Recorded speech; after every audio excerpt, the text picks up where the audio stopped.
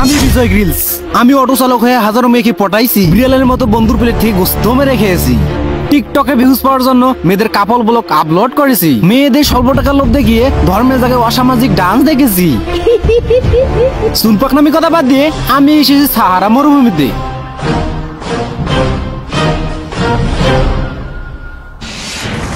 আমার হেলিকপ্টার না থাকায় আমি এসেছি মোটর কাপ্টারে, তো আমাকে এখন ল্যান্ড করতে হবে। এখানে প্রচুর গরম, তো এখানে না থেকে আমরা যাবো সামনের দিকে এগিয়ে।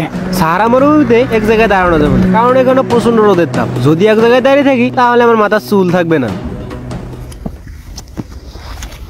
তাই এখানে বেঁচে থাকতে হলে প্রথমে আমাদের টুপি দিতে হবে, তারপরে পানির সন্ধান করতে হবে।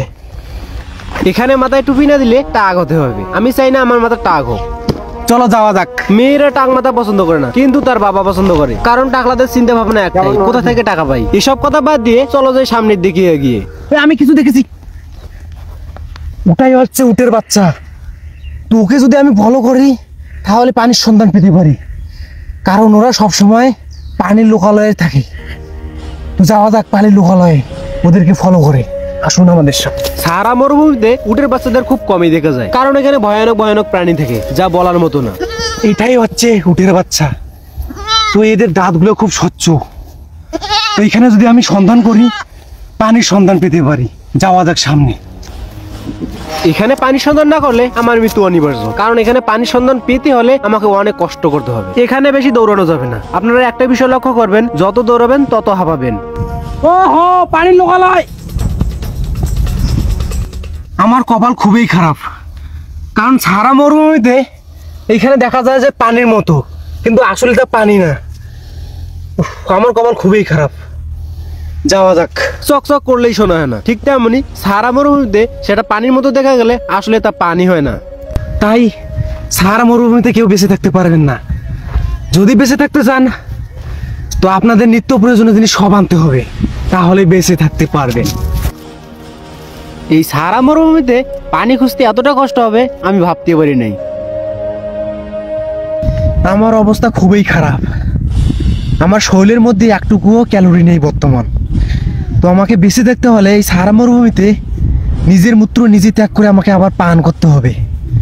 তো সেটাকে পান করার জন্য আমি প্রস্তুত। খাওয়া যাক। এখানে কোনো ধরনের জীবজন্তু নেই যেটাকে আমি পানি তৃষ্ণা মেটাবো। আমার কাছে একটা বোতল আছে, কিন্তু সেটা খালি বোতল। এটার মধ্যে আমি মূত্র ত্যাগ করে আমি সেটাকে এবার পান করব। নিজের মূত্র নিজে ত্যাগ করে খেতে হবে, এরকম কঠিন এপিসোড আমি কখনোই মুখোমুখি হইনি, যা বলার বাইরে। আমার কাছে তেমন একটা মূত্র নাই, কিন্তু এটা পান করলে আমার হয়ে যাবে। পান করতেই হবে।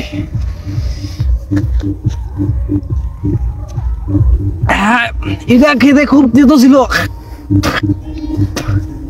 কিছু কথা করার ছিল না। চলেন যাওয়া যাক। এখানে বেঁচে থাকার জন্য কিছুটা হলো প্রোটিন পেলাম, যা আপনিও ট্রাই করতে পারেন। সাহারা মরুভূমিতে বেঁচে থাকতে হলে আপনাকে মূত্রই খেতে হবে, তাছাড়া এখানে কোথাও পাবেন না পানি। তো এখানে আমার মূল উদ্দেশ্য এখন হচ্ছে সাহারা মরুভূমি থেকে মেন লোকালয়ে যাওয়া। তো এখানে নাকি আমি শুনছিলাম অনেক ধরনের আদিবাসী থাকে, সেই আদিবাসীদের খুঁজতে হবে আমায়, তাহলে আমি লোকালয় সন্ধান পেতে পারি। আরে এটা কি? এটাই মনে হচ্ছে সেই আদিবাসীদের শুকনা কূপ। তার মানে আমি লোকালয়ে সামনের দিকে যাব এবং আদিবাসীদের খোঁজ করব। তো যাওয়া যাক সামনের দিকে।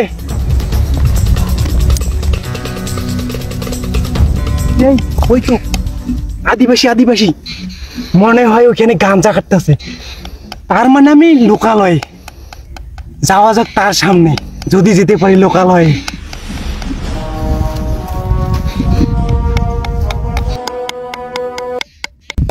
কেসিনে নাং নং খুঁজে নাং নাং নং নং। ওকে ওকে। সাহারা মরুভূমিতে এটা সাধারণত দিনে খায় মাল, রাতে হয়ে থাকে টাল। এর কথা বাদ দিয়ে চলেন যাই।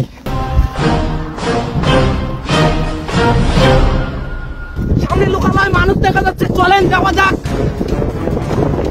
আমি লোকালয়ে সন্ধান করতে করতে অবশেষে আমি সফল হলাম। হ্যাঁ, এই যে আদিবাসী, এই যে ক্যামেরাম্যান, আমি বিজয় গ্রিলস। ভিডিওটা যদি ভালো লাগে থাকে তো অবশ্যই একটা লাইক কমেন্ট দিয়ে একটা উৎসাহ দিবেন, যাতে পরবর্তী ভিডিও দিতে সময় না লাগে।